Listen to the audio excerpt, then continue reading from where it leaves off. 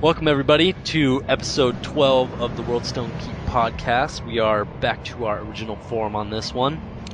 We did 3 live shows in a row. The last one, an awesome video show. If you have not seen it, you can go over to the blog, which I'll plug at the end. And this one, we're going back to D2. We covered Act 1, and we got some feedback that Act 1 is kind of too big to cover in one show, and we all agree with that. So we'll revisit it, but not right now. Right now, we're going to move on to Act 2. And we're going to take this one a bit slower and chop it up into more shows because we got a while to go before Diablo 3 drops. So we need shows in between then. And some people were kind of bummed that we're not doing live shows anymore. Well, that this one isn't live and that we're not talking about Diablo 3 anymore since there's still a lot of buzz about it.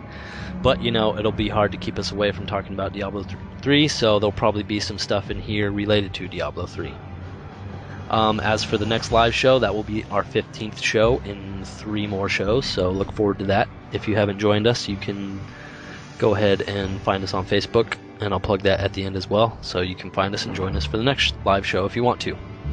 With that said, I got 3 strapping young lads here on the show with me. Not so young, though. I'm the youngest one on the show. Anyways, Jordan, Ken, and Dan. Dan's our video guy, Ken's our news guy, and Jordan's our lore guy. Say hi, everybody. Hi, everybody. Hello. Hi, everybody. How's everybody? All at once? Excellent. And for this show, as I mentioned, we're going to go into Diablo 2 again, Act 2. We got some more lore coming up, and a few community questions, and then some shameless plugging at the end, and we'll close out the show. So without further ado, let's get into the interview question for this week. This one comes from Brad, and he emailed this to us on the show.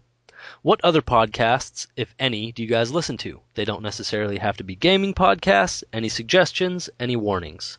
Well, I have quite a long list of podcasts that I listen to. I'll probably only mention a few, though, but I'll let these fine young men go first. I would say the only 2 I can think of in recent time would be of course, the official BlizzCast, but in addition to that, I checked out in the forums the Force page on YouTube, just for kicks, you know.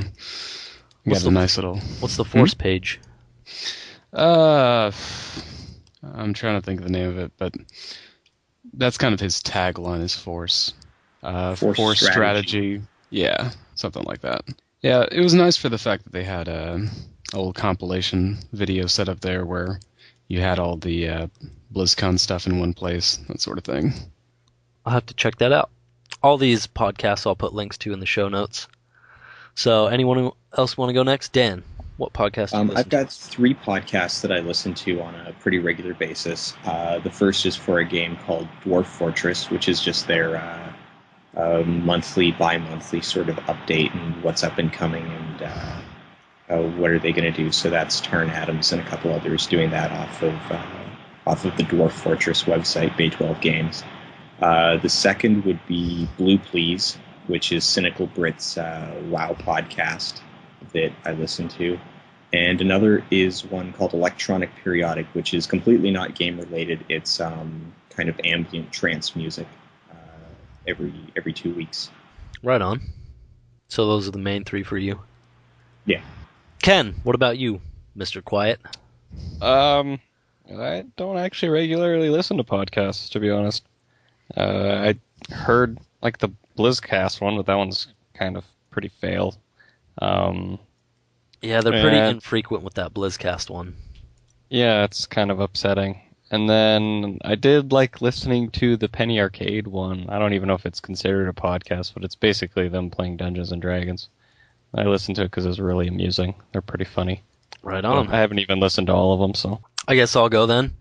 Some of the ones I frequent, PC Gamer podcast. I'm a huge PC gamer, and it's actually a podcast made by the guys who write the magazine. I subscribe to the magazine. I didn't even know they did a podcast. I was just browsing for Diablo podcasts one day and came across those guys. So I listen to them regularly. How Stuff Works, that's kind of a cool factual one. There's 2 guys on there that do that. They work for howstuffworks.com and talk about really interesting stuff like how Jack the Ripper works. That was one of my favorite episodes. and just other cool stuff like how the sun works and really interesting stuff. So check that one out. I'm not going to go into detail about like everything, but one I recently got into is it's called Smodcast. It's Kevin Smith and his producer Scott Mosier. They do a podcast, and I just found that like a couple days ago, and I've been going through all those episodes, and it has to be one of the most raunchy, nastiest podcasts I ever listened to. I mean, if you look at Kevin Smith's movies, he made the Clerks movies, Clerks 1, Clerks 2, Dogma, those type movies. So his movies are pretty, raunchy and stuff like that, but they're nothing compared to his podcast. So be warned on that one, that if you have, I don't know, a sensitive stomach or whatever. It is extremely not safe for work. No, not at all. Even though I listen to it at work and I'll start cracking up, and I really don't want my boss to come over and be like, "What's so funny?" Like, "Oh, nothing." Kevin Smith's just talking about, a dog that can jerk itself off. That type of stuff. It's a lot of sexual related humor, and I just crack up on it. But they also got a lot of interesting stuff in there too. Like Kevin Smith's got this guy in this email group who will send him just random links to interesting videos or interesting articles, whatever, and they'll review that and talk about that. And they also talk about a lot of like the behind the scenes stuff of making movies and premiere parties they've been to, that type of thing. I haven't gotten through all of them yet, but so far I'm digging it. So yeah, those are some main ones that I listen to. I have a trillion more that I listen to too. Blizzcast, of course, but that one's infrequent. And who knows when we'll get the next one. I think they should make those weekly. But that'll probably never happen. They should. Yeah, they should. Should is a terrible word.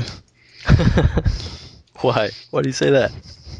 Should is basically when you say, yeah, I don't accept what is. And that's sad. It's very sad. Deep. I just want more Blizzcast. I am sad. All right. Exactly. It is sad. Shoulda, woulda, coulda. Exactly. Well, that's it for the interview question for this week. If you want to shoot us an interview question, doesn't have to be game related, can be game related. Shoot us any way you can get a hold of us, and we'll answer it on next week's show. Something interesting you want to know about us, like what podcast we listen to, what movies we watch. Did we cover that? We probably covered that. I think we did. I don't know. We've talked about movies before. We covered how failed Dragon Ball Z was. Yeah, I got like a little email today. Airbender. Yeah, saying you should pick up The Last Airbender. The Last Failed Bender? I think I'll pass. It was really funny because Blockbuster had their commercial where that one's their new like guaranteed to be on their shelf, or whatever, it's like free the next time you come there. I'm like, yeah, well, that's an easy one to guarantee because nobody's going to rent it. We only got 2 copies. It's guarantee we'll at least have one on the shelf. It's still in theaters down here in Australia. I was absolutely blown away that it's still in theaters. Is it really? Holy crap. Oh, wait. Harry Potter's out. Has anybody seen Harry Potter yet? No. I have. I went and saw it on Thursday night. Oh, you lucky dog.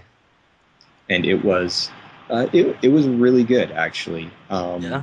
Most of the complaints I have with it are kind of problems with the book in the first place, but it's pacing-wise way better than Half-Blood Prince was. That's good. Half-Blood Prince was a terrible movie.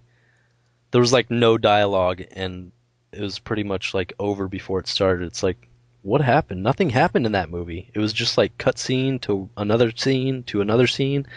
You miss like most of the movie because they cut out so much stuff from the book, and it's like, why even make a movie at that point? I just want to throw some special effects in a movie. It'll be good. People will love it. Car chase. Oh, yeah. But anyways, we could spend a whole podcast on just talking about Harry Potter movies and where they went wrong. But I've never heard of Harry Potter. I don't know what that is. I was telling my coworker today, I wish I could be that way, like where I didn't know anything about Harry Potter so I could get it all fresh. Well, but that's a story for another time. The lore guy here has never read a Harry Potter book. Really? So, absolutely. Oh, I wish I could be where you are. Have you seen any of the movies? Yeah, I've seen all but the newest one, so I did actually get to catch them all fresh. Dude, they're so good. I actually I downloaded all the podcasts, or not the podcasts, the audiobooks. I listened to Jim Dale's audiobooks a while back, and then my coworker had never read the books, and so I got him into it. But I found Stephen Fry's audiobook version, which is a lot better than Jim Dale, in my Right. opinion. So yeah, I was just downloaded about all to that. ask if you had the Stephen Fry Oh version. yeah, I love his. I like his a lot better than Jim Dale's. Jim Dale's is good and everything, but he's no Stephen Fry. So yeah, we went through all that before the movie came out like a couple months ago, and he was pretty stoked on it. He saw it last night, but I don't know when I'm gonna see it. Sometime soon, hopefully. But anyways, we should move this puppy right along and get into some lore. So, Jordan, what do you got for us this week? Oh, sweet. I was just portaling back to town. I killed Rodiman on Nightmare here. Nice. Prepping. Yeah, we're all in Act 2, so we can run around and talk to the game. I'm actually recording my screen. Make It Layer sucks. Nice. All right, so book 4, we have The Legacy of Blood. And this is a very interesting book, especially for where we are now.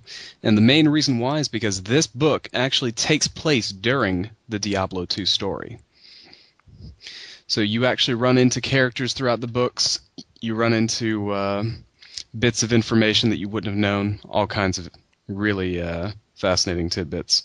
So the Legacy of Blood starts out with 3 adventurers looking for treasure, more or less. And the 3 of them, Sadin Trist, Faustin, who's a Vizere mage, and Norik Visharan, who is a warrior. And 3 of them are pretty much all old war buddies, you know. They've gone from battlefield to battlefield, and they were mercenaries, and they never really got anywhere. You know, it was just kind of like, you know, more people dying on another battlefield, and they never really got any fame or glory for themselves. So hearing about the troubles in Tristram, actually, they went to investigate, and they got there too late. Diablo had already been slain, Dark Wanderer had already moved on, and treasure looters had pretty much gotten all the good stuff, as the Wanderer didn't really pick anything up. So they got a few coins, maybe a few baubles, and that was it. They were on their way. So the actual thing that inspired the main character, Norik, to travel off to this place in search of treasure was a recurring dream that he'd had.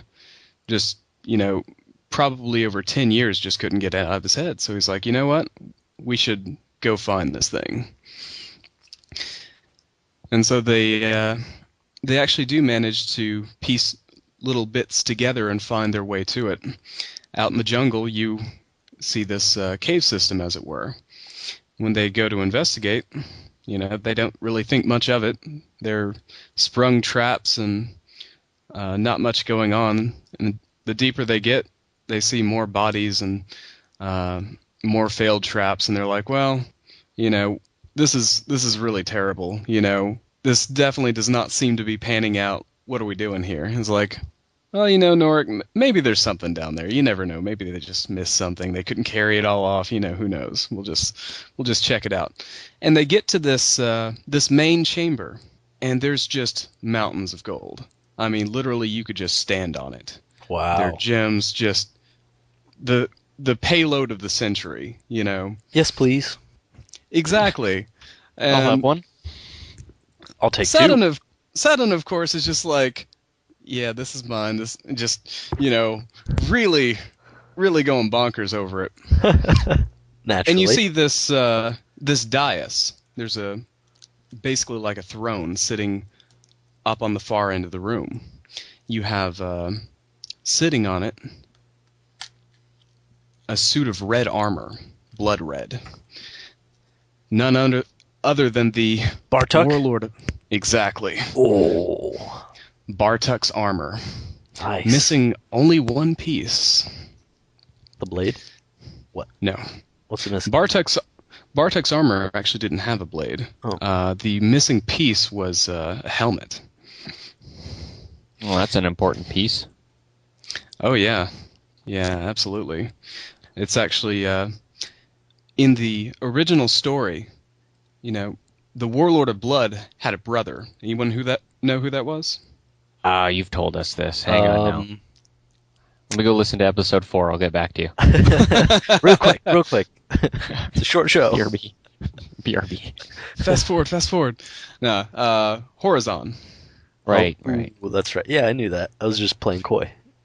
Right. So Horizon was the guy who created the Arcane Sanctuary. He played in Act 2 of Diablo 2. Right. Oh, that's where I am right now. Awesome place. Exactly. Now, I gotta say, this is later in the book. I haven't taken notes on it yet, but the Arcane Sanctuary was way the hell cooler in the book. Really? Oh, absolutely. That's pretty cool, because it's pretty cool in the game. Well, it's right on up there with the maggot layer. What can I say? Anyway, just pushing that aside. And so they all get down there. They're all looking, and all the bodies in this chamber jump to life and start attacking them. So they're basically a skeletal army, the likes to which you could just imagine, being down in the sewers of Act 2 and all the skeletons jumping up after you.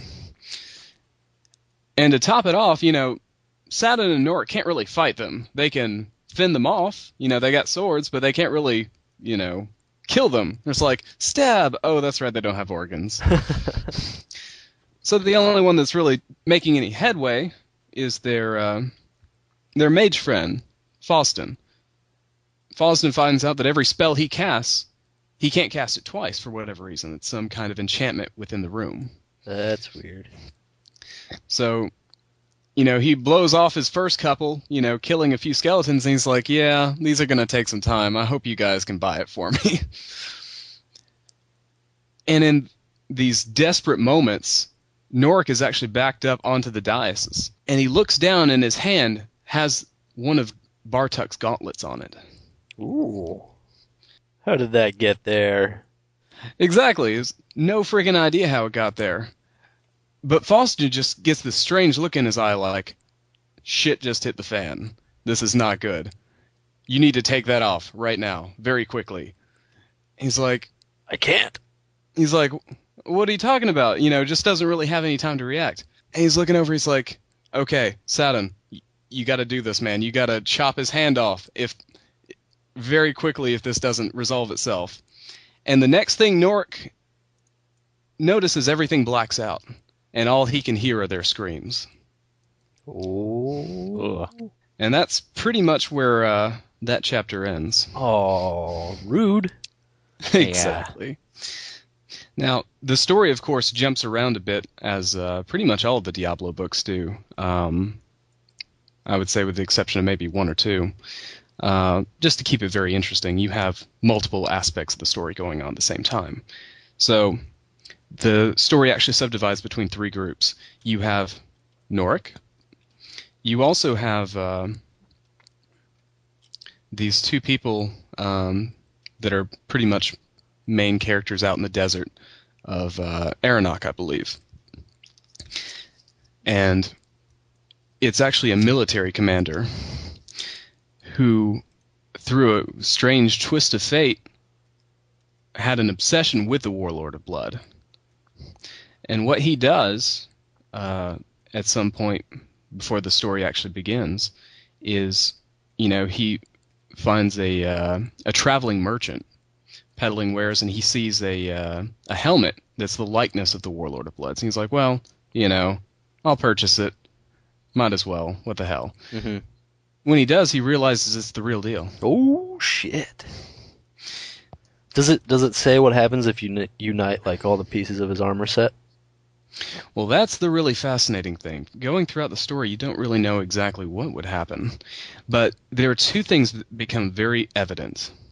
Number one, when Norik wakes up, he's far, far away from the cave. He's probably maybe a day's off, I don't know, traveling on foot. He's wearing the full set of armor, even the leather boots that Bartuk wore. The only thing lacking is the helmet. And the armor is completely controlling his actions. Oh. So just imagine being the Warlord of Blood's armor's puppet. But it's interesting because as powerful as the armor is, it still wants a living host. The Warlord of Blood didn't trust demons.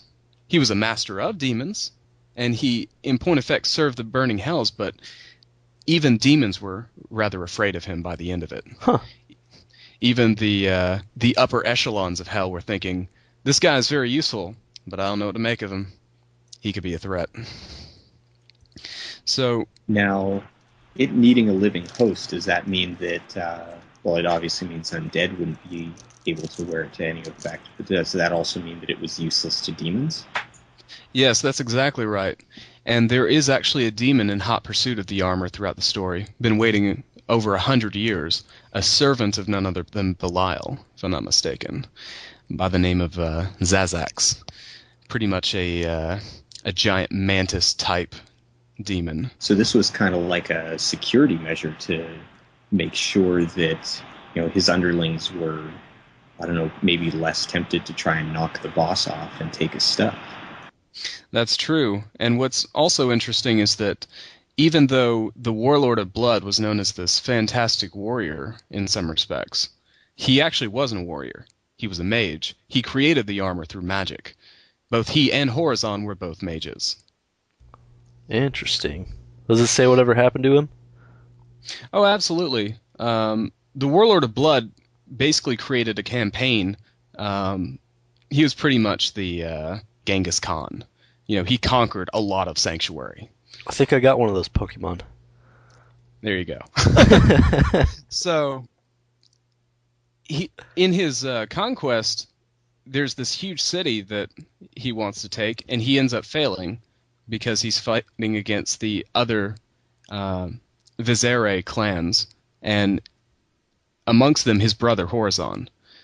And through their actions, they managed to kill and decapitate him. The only weak point in his armor was actually his throat that wasn't covered. Oh. So after they killed and decapitated him, they realized they couldn't destroy the armor. No magic, no metallurgy, nothing would destroy it.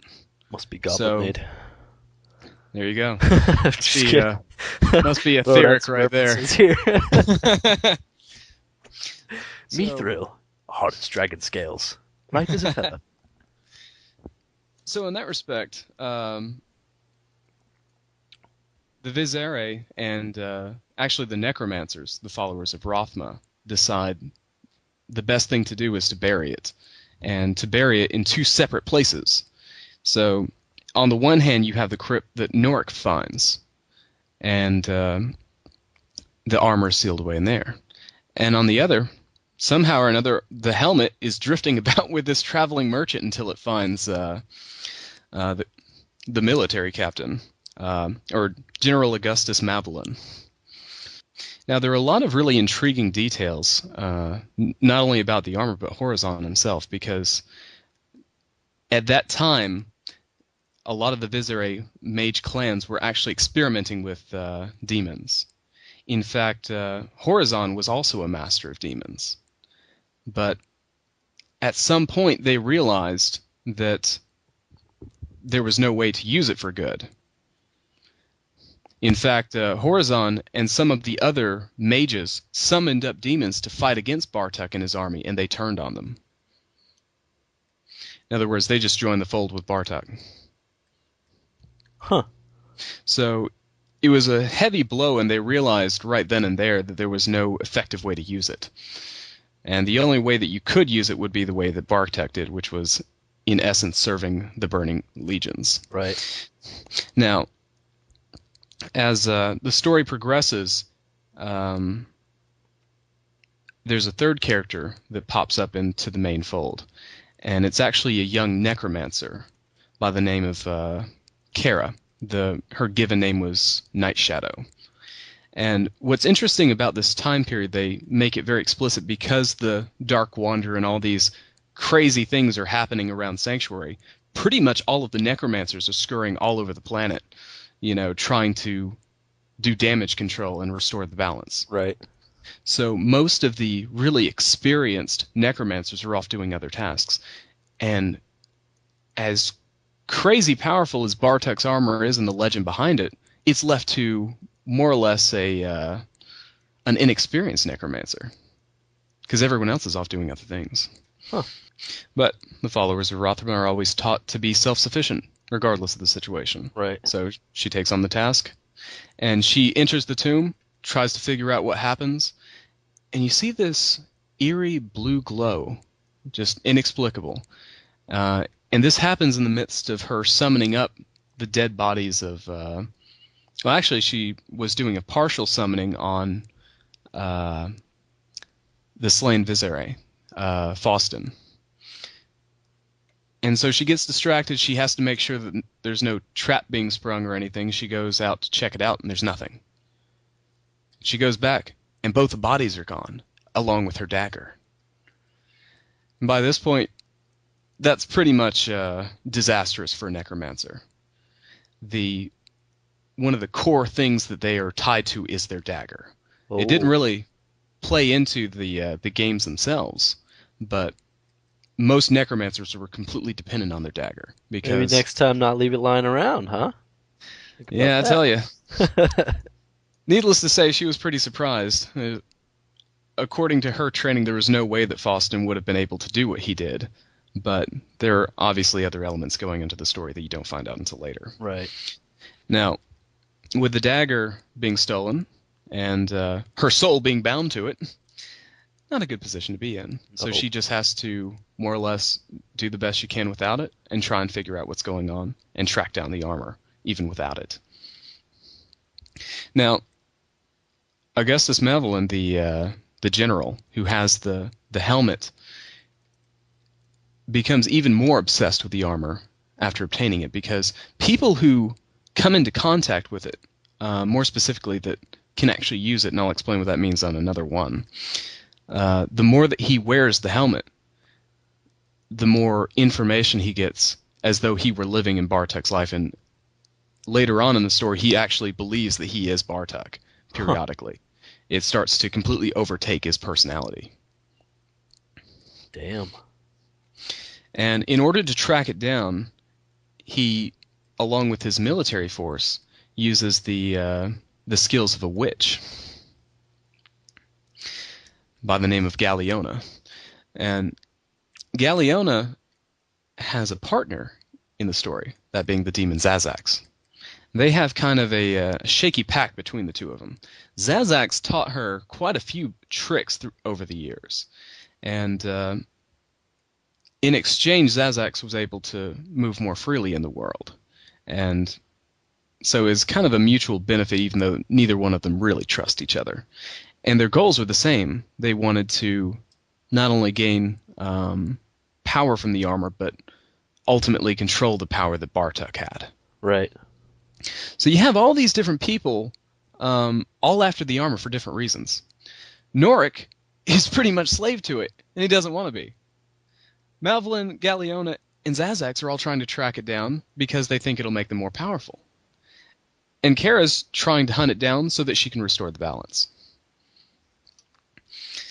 So you have all these different people pop up in the beginning of the story, and you can tell right off the bat there's all of their paths are going to converge at some point. Right. There's going to be some cool fights over it, that type of thing. Absolutely. After Norik gained possession of the armor right off the bat, there was a rune, or trap, so to speak, that was set to make all of the skeletons arise if anyone should enter, right? That was actually created by the necromancers. They knew that people would go looking for the armor, and the more fools that tried, the more fodder, more skeletons they could summon. Yeah, that's right. Dead become the dead. And everybody's got a skeleton. When the armor takes control of Norik, the armor actually destroys the rune, and all the skeletons all at once just bang, melts them like they're nothing. Crazy. And it's really crazy following along with Norik because the armor did that? Yes. Of its own accord. Absolutely. What's really fascinating, though, is that, as I say, the mage clans and whatnot didn't operate the way that the Nephilim or the Edorim did. They didn't just manifest power purely by their own will. it was through magic. Magic was an art. You had to learn it. It was a skill. It was more or less a science. And as such, any caster had to summon by postures and words and things like that. And whenever the armor was casting a spell, it would pretty much make Norik blurt them out. Out of the blue, he would just shout something randomly in some foreign tongue, and then bang, spell would affect. Crazy. Dude's possessed. Absolutely. And you really feel sorry for Norik throughout the story, because here he is, it's like, oh, the armor wants me to go here, so I'm running. And I have no free will over it. That sucks. And my legs and arms and my whole body are burning, but I can't stop. Dude, that's like that one movie with the aliens. What was it? Peter Jackson produced it or whatever. District. Oh, District 9. District 9. There we go. Yeah, where that dude he gets like taken by the government and they strap him to that thing and they make him like blow up all the aliens, testing out the guns and stuff. Yeah. And he's just like, "Oh my god, it sucks." Yeah, it was like that to brutal, a much more extreme degree. Here's the crazy thing, though. As I said, the armor still wanted to preserve Norik's life because it needed him. Mm-hmm. So, when it would stop to rest, just enough to keep him alive, basically. But it also had to feed him and whatnot. So then, all of a sudden, bang, he would summon up these little demonic imps. And all the crazy imps would just be like, I don't like you. But the armor would quickly put them in their place, and they would all, scurry at whatever the heck Norik said to them, Right. And they'd come back. One would bring back a half-mangled deer. The other one would be like, a couple of hares that are mangled. And so they were all trying to bring him back something that he can eat. It's just like, which one of these disgusts me the least? I can tell these things are really just a little bit overzealous. The deer's head is half lopped off. Oh, nice. Crazy stuff like that. Armor just bang, cook it instantly, and he just tossed the rest of it to the imps, and they drag it back to whatever hole they crawl out of. So he's constantly summoning demons to do whatever the armor's intended purpose is. Right. So you have a really interesting story developing right off the bat. Huh. We'll save some of that for next week. For now, I guess we should move on. Do you have any news this week, Ken? No, just the console bit. Right, we'll get to that in a little bit. Yep. But first, let's move on to a community question we got. What's your favorite D2 mod? Did any of you guys get into modding? As I said, there are actually only two mods I played with, and that was the Meeting XL, and also the one that was designed for infinite stash and stash sharing between characters. What about you, Dan or Ken? Any modding? I never modded. Nope. No. The only thing I used was, and this only fairly recently when my friends pointed out to me, is one that lets you, I can't even remember what it's called. It's like a Kara or a comma or something like that. It lets you just move stuff. It's a mutilating program that makes it easy to move things between inventories. I get into modding a little bit. I didn't get into any of those ones where it made shit convenient. I just got into cool mods like boss mod and stuff like that. That was probably my favorite mod. Pretty much, it takes all the bosses in the game from every act and puts them out in the world like normal mobs. So you would walk out of town in Act 1 and there'd be like Diablo running around, Mephisto running around, and Dariel, all that good stuff. That was a lot of fun. Drop mod was another one where you kill a normal mob and it pops like 5 uniques, and so you just run around popping uniques everywhere and sifting through and be like, ooh, what'd I get this time? But those kind of get old quick. So yeah, I think those are like the main two I did. Yeah, the Median XL mod was actually the most comprehensive I think that was ever made. So it had patch updates fairly frequently. I think it had the entire game still intact, but they just added content, added bosses, added new models, added weapon types. All of the skills were completely revamped. It was just a completely different game. Right. That's crazy. That's some hardcore modding right there. Yeah. I totally skipped the Diablo 2 portion of our show. Anyways, we can put it in wherever, which we're going to do now since that was like our only question. We had a little console thing, some news that we'll do after we do Act 2. So, let's get into some Act 2. Act 2, of course, after Act 1, after you defeat Endaril, you talk to Wariv. Yeah, you talk to him, take his caravan east with him, follow in the Dark Wanderer, and you land up in this like Middle Eastern type town. Got a cool Middle Eastern style palace. Jaren's the leader of the town. And yeah. Yeah, you got a very Arabian Nights thing going for the whole Luke Ghislaine theme. It's a cool little town. Deckard Cain follows you, of course, as he does throughout the whole game. You get a new blacksmith chick, another female from the first one. Well, not and from the paladin. first one, like the first one. A paladin, indeed. I think one of the coolest things that I noticed about, well, it's probably the only cool thing because I pretty much hated Act 2, but is this very different than anything you've seen in any of the Diablo, anything up to this point. You'd never seen a giant desert before. It's very bright compared to the rest of Diablo. Definitely. But they got some dark dungeons and some really annoying dungeons. Oh, yeah. Mega layer. Absolutely. Mega layer. Yeah. But anyways, yeah, in town, her name's Farah. She's the paladin trained by the Zakarum. We also got Lysander, who's a cynical old man. That's who you get your potions from. Unless you don't want to deal with him because he's kind of a dick. Then you can go over here and talk to Drognan. He's like the elder of the town, knows a lot. Drognan is actually a huge character in the fourth book.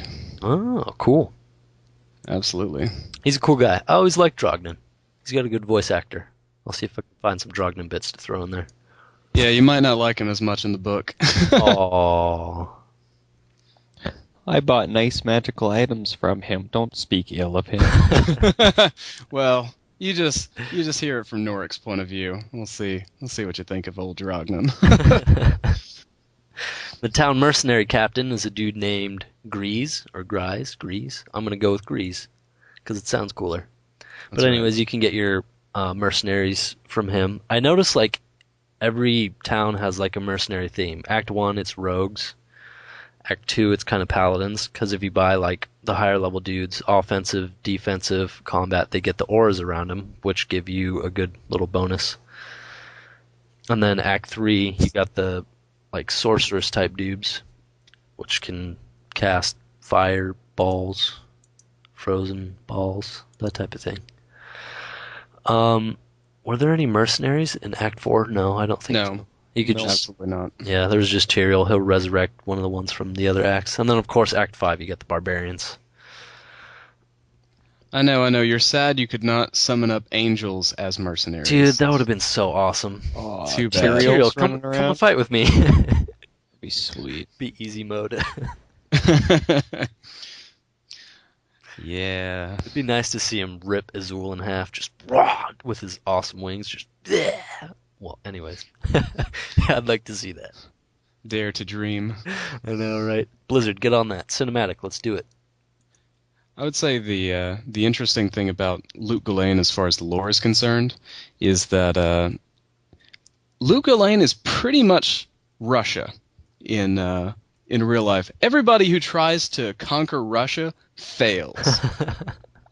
It's like if you're trying to take over Luke Ghislaine, that's the end of your campaign. Just hit the fan, you are out of the picture. Russians are indestructible, man. That's right. They hit that hard Russian winter. It's game over. Never make the mistake of getting into a land war with Luke Ghislaine. That's right. Although I doubt they lost any sea battles either. No. They're just kind of jewel of the desert, I guess. Yeah, Luke Ghislaine's a cool town. Whenever I think of Diablo, I think of Luke Ghislaine for some reason. I think because it was the box art, and I was like so enthralled by the box art when I was a kid. I was just like, oh, it looks so awesome. So it imprinted a firm memory in my brain. Every time I think of Diablo, I'm like, I want to go back to Luke Ghislaine, run around town. Yeah, I still actually do really like the box art. Yeah, it's some good box art. Yeah, they did an excellent job with it, I would say. Definitely. The Gambling Man, of course, you got to have a gambler in every act. This one is Elzix. He's a pretty cool guy. I don't remember much about him. I don't think I ever gambled from him. I don't have enough money to do it right now, so sorry. That'd be cool for the video, but I can't. Anyways, I'll try and find some audio of his to throw in the show too. Oh, that's a shame. If I weren't on US East, I'd gamble for you. I got 732,000 gold. Jeez. And of course, we got Atma. She's over on the other side of the wall by Kane, hanging out near the bar, looking for some sturdy adventurers to avenge her son's death. Also in the story, and also mentioned in the book when you run across her, that her husband is already dead. Oh. So it really, really makes you wonder just how close the time frames are. If, you're playing through the game, you just didn't run across Nork and didn't know it. Right. She's got a good voice actress. Nice and solemn. They get it. Inside the bar, you got Geglash. We've talked about him. He's the drunk. Gotta have a drunk in any Diablo game. I expect to see at least one, if not 7, in Diablo 3. Because, New Tristram is going to be pretty much a shanty town. There's going to be drunks all over the place. I want to chat them up, see how their day's going. There is nothing better than a drunk coward. Spices up the game. It's wonderful. Definitely. You got to have some good characters to tie everything together. And we got Mashif, the nice ship captain, who takes you to Act 3 once you defeat Duriel, who's the end boss for Act 2. If you don't already know. He actually kind of annoys the main character a little bit because he's all happy-go-lucky in the story, very outgoing and talkative, and he's just like, yeah. You got any statues to trade? Check out my collection. You're not making my day any better at all. No, I've kind of had a bad week, and you're not making it seem any brighter. I was just attacked by scary exploding babies, and you want to trade a jade statue? Yeah, dude, I got a crazy statue collection. Come check it out. I'm telling you, it's got to be something you like. Just come into my ship, get a little private moment alone. Yeah, he's a very nice guy, somewhat out of place in the tormented Diablo world. Well, you gotta have a cheery character. He's the cheery character of Luca Lane, no doubt. Mashif gives me something to fight for. He reminds me that there's some good in this world. So yeah, I think that's pretty much all the townspeople you can run around and talk to. How many of them give you quests? Basically, you have Drognan taking care of the Arcane Sanctuary. Right. Warv just introduces you to the place. Kane pretty much gives you all of the quests for the cube, the staff, and the headpiece. And the headpiece also kind of ties into Drognan. That gives you the Kill Radamant quest, which is the first one of Act 2. That's right. Mashif ends the final quest. The opening to the Arcane Sanctuary has to be done by the guy in the palace. What is his name? Jaren. Yeah. He Jaren greets you when you get to Act 2. He's standing there. He's like, hey, what's up? I got an exclamation point above my head. That means talk to me. But you can't really get in touch with him too very well or down into his wonderful palace and harem unless you complete the infamous harem. That's right. You have to complete the headpiece quest first, otherwise the guards pretty much tell you to get lost. Yep, Kalen. I guess that's the one we missed out of everybody. He tells you to stay out of the palace, and he won't let you by. Even if you try, you darndest, he won't let you in. People who tell me to get lost don't get named in my book.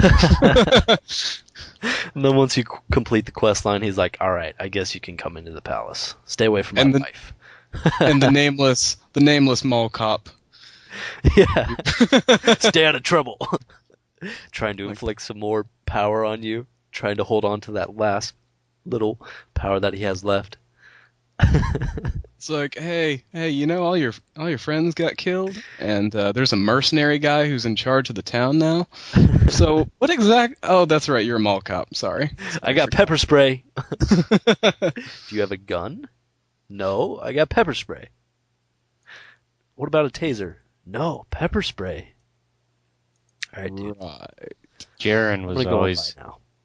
he's like a good reason not to rush people, or why rushing was so annoying. Because if you rush someone through Act 2 and they come out to like get the finishing quest to like leave and go to Act 3, Jaren's in the palace and Caitlin is still blocking the entrance. You can't talk to him. Yep. And of course, everyone is yelling to the guy rushing them, "Why didn't you get the palace waypoint? We can't get through!" Yeah, so annoying. Act 2 is like the biggest deterrent, because you have to go and get like the cube and the staff and the amulet, and it's like, just can't go to the end and kill the guy. You have to do all that crap. Yeah, it's no Act 1. Well, yes Yeah. and no. The biggest deterrent in rushing definitely is Act 2. Biggest deterrent in general is definitely Act 3. Yeah, definitely. Game If you deterrent, just- Act 3. Rushing deterrent, Act 2. Specifically, the maggot lair. Terrible. Place is awful. We'll get into that another show, though. But 8 players in the maggot lair. Bring back 8 players. With 20 For the maggot skeletons. 20, Five. yeah, 8 necros. 8 necros, all with their hireling. On a positive note, while we're talking about cramped spaces, I was in the Arcane Sanctuary the last like half hour, and for most of it, I was staring at the summoner. That guy's definitely not black. Yeah, that's what I've said 100 times. I took screenshots, I zoomed in. That is not the black guy from Diablo. Definitely. Yeah, Debunked. If anything, he's the same skin color as the sorceress. So I just want Chick to listen in right now and realize it's not happening. It's not happening. I wanted it to happen, but he's just definitely not a black man. Like I say, if you pay real close attention to the details, they imply it. They imply it a couple different ways, but they also imply the opposite. In the one for Act 1 was whether or not the rogue captain was, well, not the rogue captain, the Blood Raven was actually the rogue from Diablo 1, right? Yeah, and that one's plausible. The only thing that's not quite plausible about it is the fact that, according to the rogue captain, Shia. the Blood Raven did command people. And as we all know, the rogue was pretty, rogue in Diablo 1. Didn't have anyone following her around doing shit. Nope. Well, and the difference between, like the time difference between Diablo 1 and Diablo 2 doesn't really give, there's not a whole lot of, it's not actually that long between the end of D1 and the beginning of D2. And so Blood Raven's kind of implied to, she's been a staple part of the area, but it does say that she was fighting at Tristram. So I think they really just hadn't hammered out the timeline at the time, or really seriously hammered out the lore. So the fact that, if they do want the summoner to have been the guy from D1, it's probably more of a art slip-up than a lore slip-up. Right. Yes and no. Like I say, if you get into the nitty-gritty details of what Drognan tells you about his friend who was a Viserai mage and he was in Tristram and, whatnot, it's not really directly clear. It seems like it could be, but it doesn't seem like it's overly plausible. That's the impression I got anyway. Like I say, the official canon in the books is definitely way better than anything in game. Yeah, bottom line, I don't think it's him. If not, if it is ever proven by Blizzard that it's the same guy, I will forever refer to him as Michael Jackson. I didn't know they had those pills back then. That will be that. So, heading through the Vitiligo. You started something. Every time somebody thinks of the summoner, they'll be like, Michael Jackson? So funny that the man's dead and we still don't show him any respect. Oh. Brutal. Poor Michael. I agree with what It's ignorant. with what Zay Frank said. It's time to laugh again at how ridiculous his life was. Oh, poor Nice. Michael. It's not really his fault. He had a brutal dad. Yeah, his dad was crazy. Like, I respect him, but boy, was he crazy.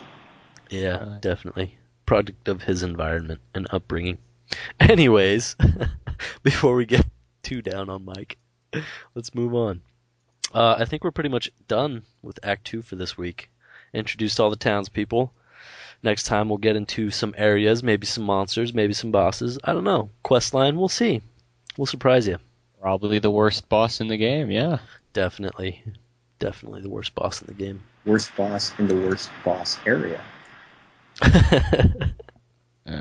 His little tiny little... Well, never mind. Anyways, let's go ahead and get on to some news. Ken, go ahead and break it to us. Be gentle.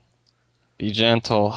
Okay. Well, they posted basically a nice little hiring post on the forums and on the Diablo webpage that they are looking for someone to help them with a Diablo-style console game. Or a Diablo-related, they said. Now, this can be... Any number of things. Yeah, really. the way I look at it is... to me, it feels like they want like a console expert or a couple of console experts to come in and just act as like consultants and to say, is it even possible for us to do this? And I don't... Okay, like action RPGs, contrary to popular belief, actually do work on console. Mm-hmm. There's a bunch of them on console. Baldur's Gate. Baldur's Gate. Sacred 2 is a good example of our ARPG working on console. I mean, yeah, it'll be a billion times better on computer, but it can still work. And this is I think the biggest thing is a lot of people are like, well, how's the multiplayer going to work? Okay, first of all, it will not be on Battle.net. Okay, I can guarantee you if this goes through and there's a Diablo on the console, it will not be on Battle.net. You will not have console players playing with PC players. That will not happen. It's just like mind-boggling how that is just... No, that will never happen. Yeah, the only way I see Diablo coming to a console is if they somehow manage to get Battle.net on the consoles, which, if any game company out there can do it, it would be Blizzard working with, Sony and Microsoft to get it on there. As of right now, though, that is highly, highly, highly unlikely. And another reason why I don't see Diablo coming to console is because it needs patch updates. That's a given. You have to have patch updates to update the game, fix bugs, all that. And that's one of the big problems that Valve is having with Team Fortress 2 and Left 4 Dead is working with Microsoft to update their stuff, because they have to release patches, but Microsoft won't let them give it away for free. They want them to charge money for it. And Valve's like, not about that. It's free on PC. They want it to be free on the console, but Microsoft is not about that. So that's why when you buy Team Fortress 2 for Xbox 360, you're buying an extremely old version of it without all the patch updates and everything. Whereas if you buy it on PC, you get all the patches and the most recent version. So that's like the nail in the coffin for me why I don't see Diablo coming, because people would not want to pay to upgrade Diablo 3 on console. And if you do, you're crazy. With the multiplayer though, they don't need to have Battle.net on console. You can play over the PSN or over Live. You would be playing with other people who are on the same console as you. Mm-hmm. There's no reason they would need to somehow manage to port Battle.net. Battle.net is not the only way that people play multiplayer. Basically, it would be a much more like basic arcadey version of Diablo. It's kind of I think of it more as like Dragon Age 1, where it works on the console. And you play with, that one's not multiplayer, but anyways, like it's just a dumbed down version, to put it basically. And by dumbed down, I mean the game content's still the same, but the combat controls are super simplified. and not as complex as they are on the PC. It's like a million times better on PC. Honestly, Yeah, I wouldn't be worried about it, to be honest. Yeah, I'm not too worried about it either. And to be clear, they were saying, like, this is not definitive. This does not mean we're bringing Diablo to the console. Yeah, they just want to explore options and see if it would. I had a mix of emotions when I saw it. My whole take on it was pretty much, well, it doesn't affect me. But on the other hand, as long as we're talking about it, this is pretty much it. Between Diablo 1 being on the PlayStation and StarCraft Ghost being scrapped, they haven't had a whole lot of luck with consoles. So No. I'm not really holding out for any grand success story going on there. But that's just my 2 cents. Yeah, I'm not going to make prognostications or anything on on where I think it's going to go, but just a comment on the dumbed down controls, or the concept of it being dumbed down. The thing with the Diablo games is they're already extremely simple in their controls, and it's not a complexity of the controls. The only difficulty in porting is the nature of the controls. Diablo relies extremely heavily on mouse-based control. It's not that it's complicated, it's just that the mouse is its own little thing. So if they're looking to do a Diablo-related console game, or perhaps change the nature of targeting around so that you'd be using a controller as well, I don't actually see it being less complex than, in any way less complex or quote-unquote dumbed down than the existing thing. In fact, the type of gameplay that we see in Diablo, fast-paced action, I feel is really suited to the console. I mean, but now, as I've said before, I'm a big lover of the God of War series, and I think there's a great example. If you just extended sort of the role-playing game aspects of God of War, that's Diablo. No. See that? No. And the problem with that is there's way more skills that are available in Diablo than there are in God of War. God of War, you have smash and jump, and like extra heavy smash. No. You do have more. Like you do have a spell system which they finally managed to nail down to something very intuitive that's really easy to weave in and out of your combos, and it's less about how many skills you've got, because realistically, like, okay, I'm playing this barbarian here in D2 right now, and I'm like, okay, what one skill do I want to choose to hammer over and over again, and what do I want to be my other 2 skills that I occasionally but that's Diablo 2. That's a limitation now, I know of for their D3, design. they're trying, like with D3, they're definitely trying to expand it some more, and they definitely want you using more regularly. But I don't see as that being antithetical to console design. Console controllers, modern console controllers, they've got a ton of buttons on them.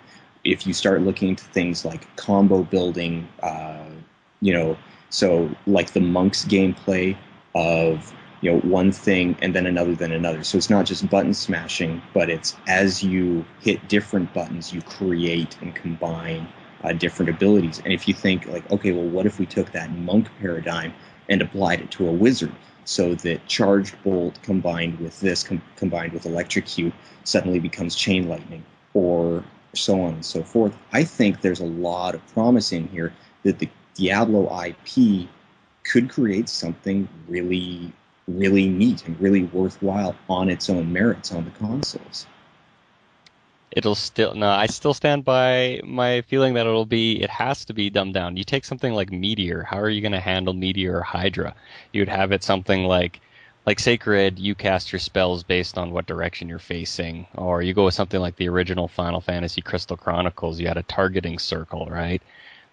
Because of how advanced comparatively how advanced the targeting is in Diablo 3, you constantly, where your mouse is, that's where you're casting. That's not where you're moving, but that's where you're casting.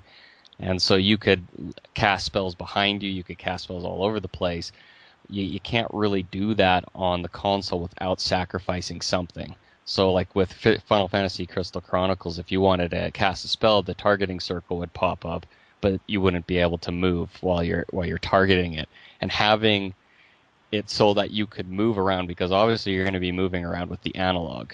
And if you had the other analog stick being your targeting circle, you're still losing a lot of mobility and casting speed, because you're just like mashing the entire controller. So if you're building up combos and targeting and moving at the same time, which is what you're doing on the computer, and it flows very nicely, you're just like mutilating that controller, and they'll have to simplify it. But now this is what I'm saying, is what you're trying to do there is you're not actually, like, you're calling it dumbed down, because what you're trying to do is you're trying to take the exact same control scheme.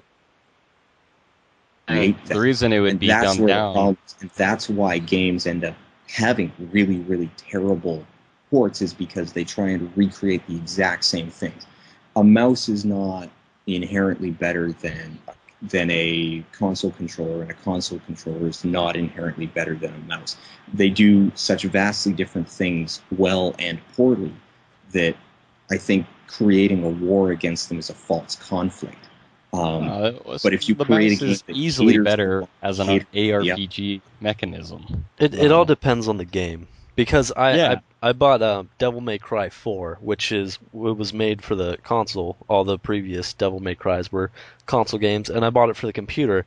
And I tried playing it with a mouse and keyboard, and that is just not a game that was built for the mouse and keyboard. It played terribly, so much so that I went out and bought a controller so that I could use a controller and play it on my PC still. And I don't know, I just would not want to play Diablo 3 with a controller. It would just feel so strange to me and so wrong in so many ways. And absolutely, I wouldn't want to play Diablo 2 or Diablo 3 with a controller. But because they have been built from the ground up with the mouse as their principal controller. But a Diablo-type game, or a console game with the Diablo IP, if they approached it... Can you hear that bird? Yeah, we can hear it. Okay. Is it poisonous? But maybe.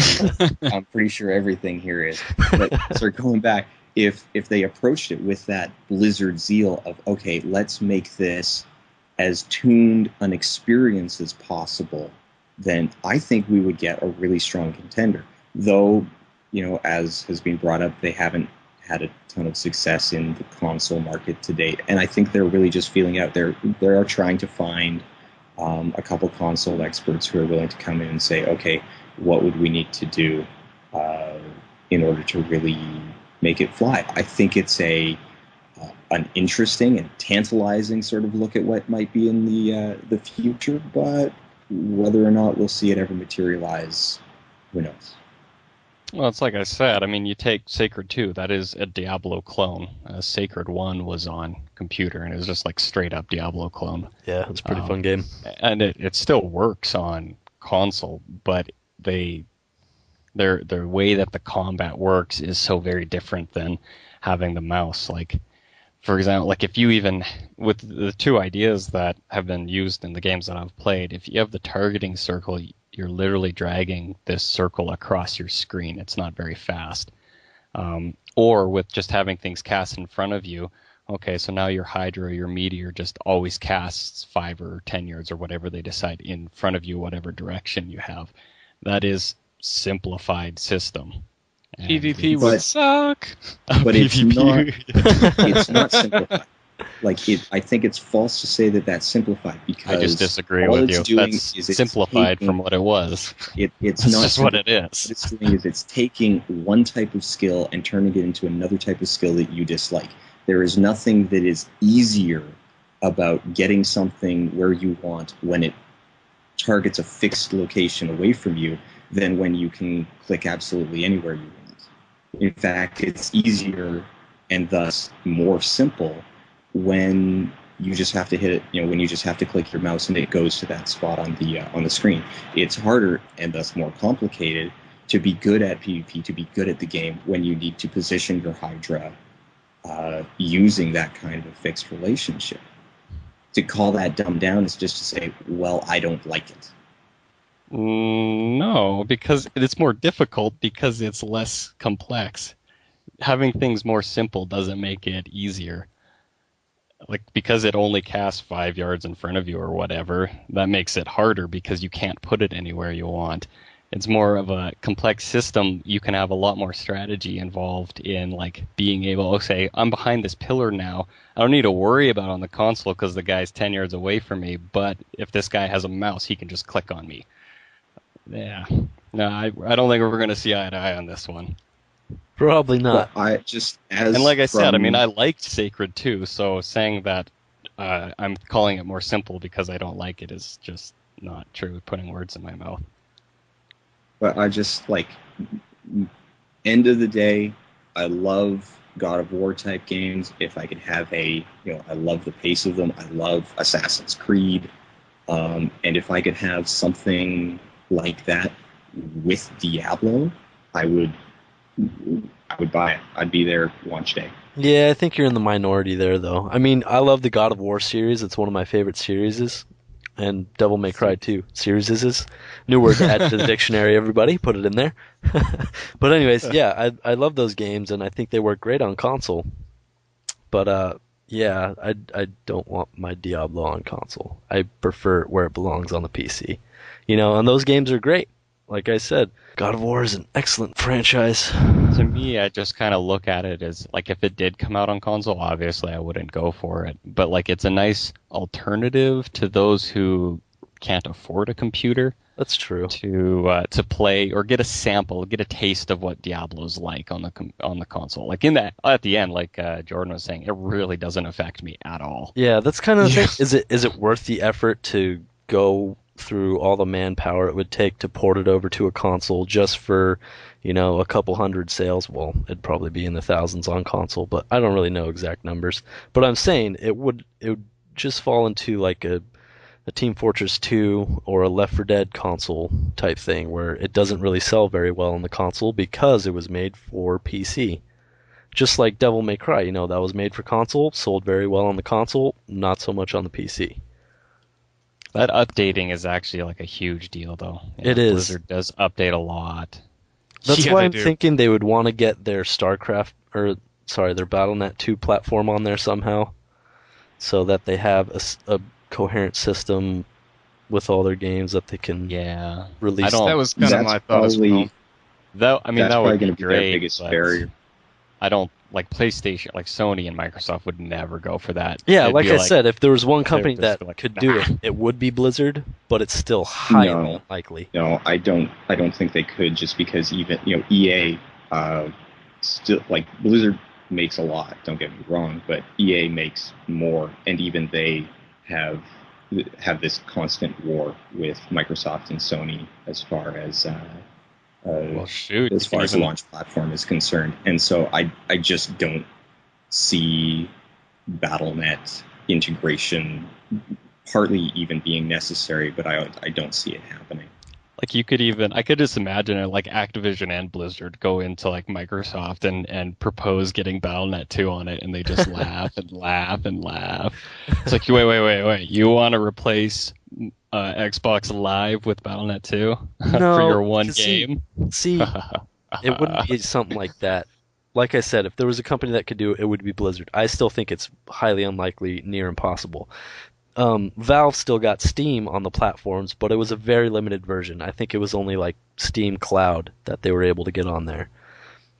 And Valve's an independent company. They're hugely successful, kind of a big company. They're not as big as Blizzard, so I think if Blizzard wanted to work with it and get Battle.net 2 onto the consoles, they are the one company that could do it. Got a problem, throw some freaking money at it. Blizzard's got all the money in the world. I think still highly unlikely. I think the best that you could sort of expect to see would be some, not so much integration, but cross chatter. So things like Armory and rankings and whatnot, but not necessarily matchmaking. And basically, it'd be a big mess, and you'd need a huge checklist of like, okay, what's available on the console side? Yes, no. Right. And it also goes back to, would it even be worth it? Is it worth the money, the working with the companies, the sales we would get on console to do that? Or is it worth just to keep everything on the PC? And I think that's part of what they're doing with that, looking for a console expert thing. Right. And please tell us, is it possible? And then we'll decide if it's. I would love to be a fly on the wall in that meeting to see like what they're planning, what their ideas are, what they're thinking. I want some transparency, Blizzard. Let us know what you're up to. Well, and something that we do need to consider as PC gamers is that the viability of the PC as a lead platform to begin with. And I mean, just look at how well the Kinect's selling. Our demographic of people, our wants don't necessarily reflect the way that the market is going. So saying it's like, Diablo belongs on PC, well, I think that photography belongs on film, but I'm a pretty solid minority there. Yeah, definitely.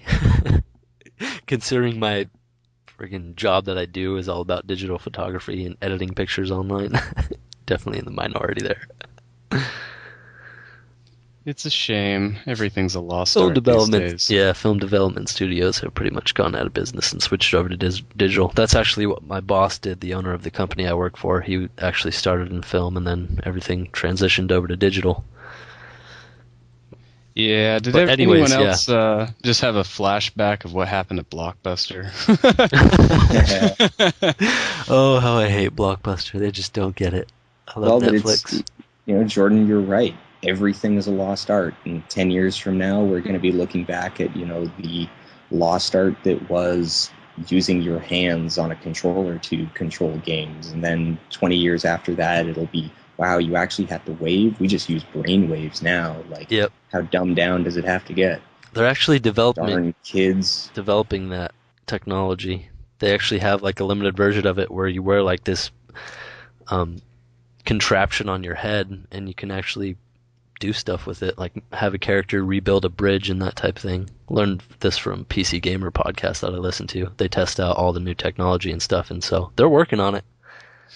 Like I say, it's not even that they're working on it. It's pretty much old technology. I remember seeing this years ago on scientific networks. They originally developed the technology with the intention that if you made a headset that could read brainwaves, a person who was completely paralyzed could still communicate. They could still, basically do viable things. Right. Well, they applied it to computers, and now you've got it to where you can basically just control all of the aspects of the computer like you would with a keyboard and mouse just by thinking about it. That's crazy.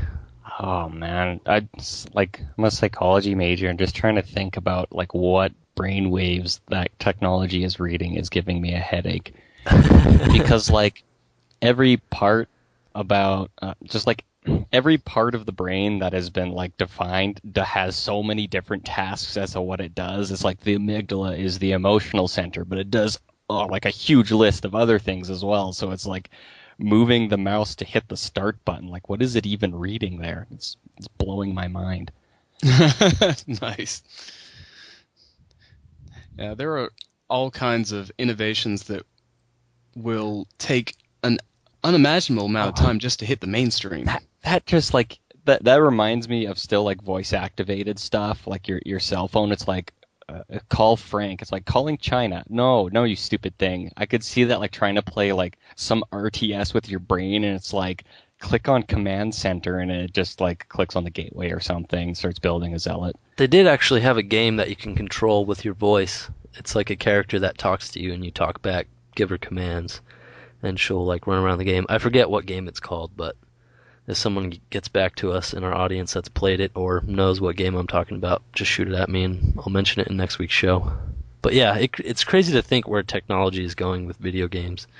I mean, here comes the Wii out with a new way to interact and play a video game, and then you see Microsoft and Sony developing their same thing pretty much because it was so popular and freaking awesome and innovative.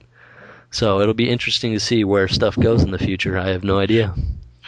The move completely embarrasses the Wii. Does it?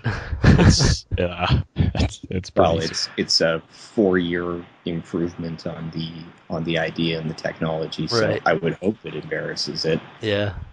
It's also Sony over Nintendo. Nintendo makes toys. Sony makes hardware. Nice. I love my Wii. I prefer my PS3. I have a quick question for all of Exactly you. it. I love Did playing with anyone my Wii. else ever just fantasize about what it would be like if video games were all Matrix style? What, where you like plug in and you get to run around and play as yourself Yeah. in the world? Yeah, It would be the completely. end of human productivity as we know it. Definitely. Exactly. Definitely. I think, well, that movie tried to touch on Shoot. that. What was it called? Surrogates? With Bruce Yeah, Willis, where surrogates. people had surrogates that can go live their lives for them, and all they have to do is sit in a bed and tap into them, whatever, and they do their bidding for them. Heck, even Wall-E touched on that.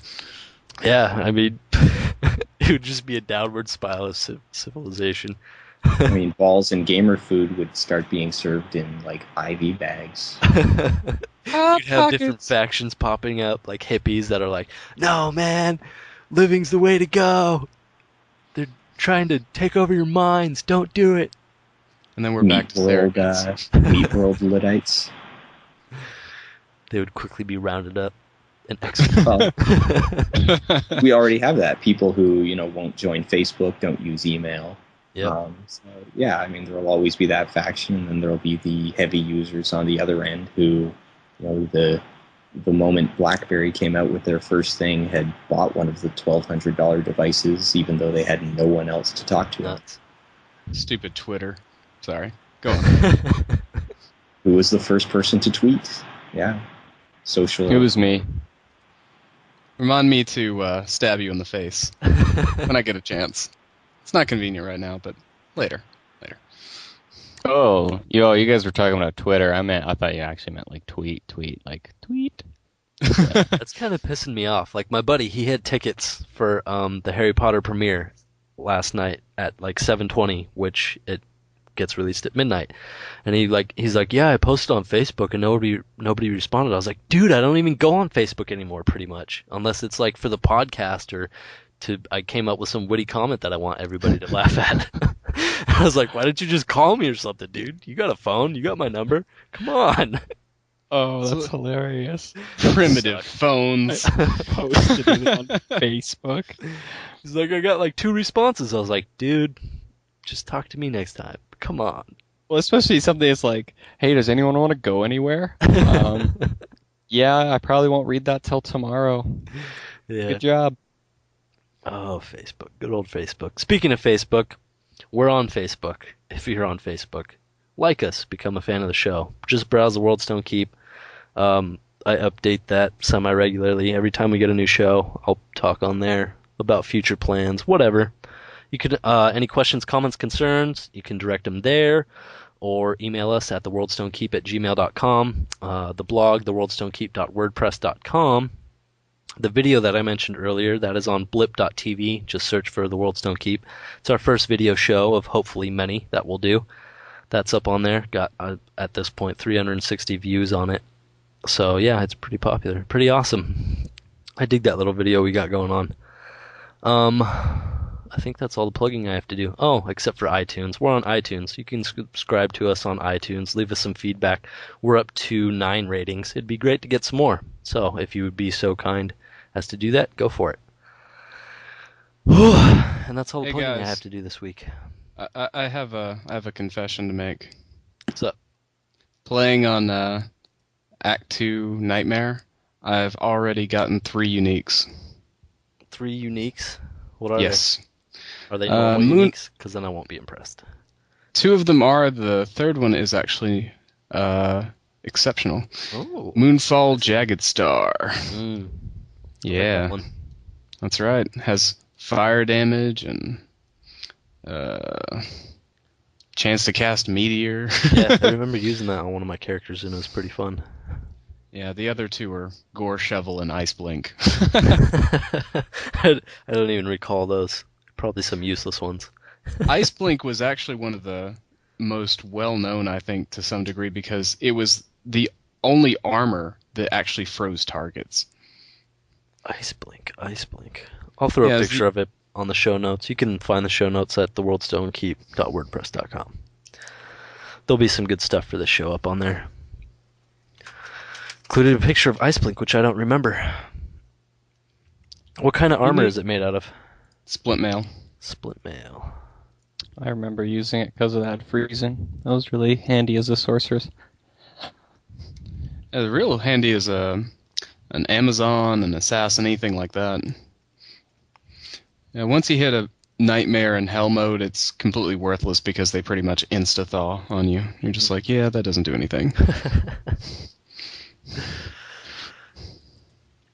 Well, I think our slowdown of conversation is bringing us to the end of the show. This is a nice, good show this week. Nice and long. Some good discussion in there. That's right. Hopefully you guys enjoyed it as much as we enjoyed recording it. I get to edit this tomorrow morning since I'm going to have a busy weekend. My friend actually gets back from the military.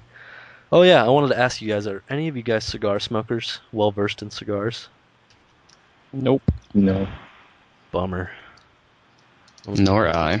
A nice cigar as a welcome home gift.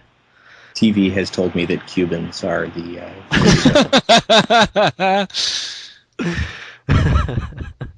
TV has told me he probably can't afford Cubans. Go with Honduran then. The United States. Punisher told me that Hondurans were just below the Cuban cigars, and they look and It's not only Cuban, Howard. Yeah, it's Honduran.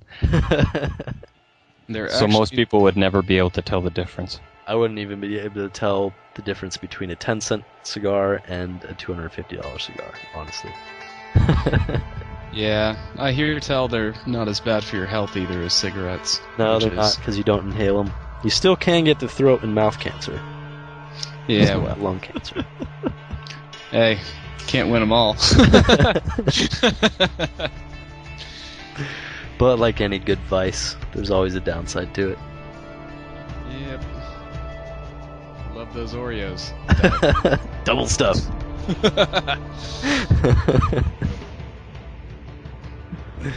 I'm addicted to hugs, and there's no downsides there. You'll overdose on vitamin L. Love. Oh. This is going into a whole different area. We're getting some robot unicorn up in here, which is another thing I wanted to mention. Holy crap, if you have not checked out that robot unicorn attack, you gotta go over to our blog, and I'll post it in these show notes too, but I did for the video I show. love the soundtrack. Dude, it is such an awesome game. I was surprised when I played.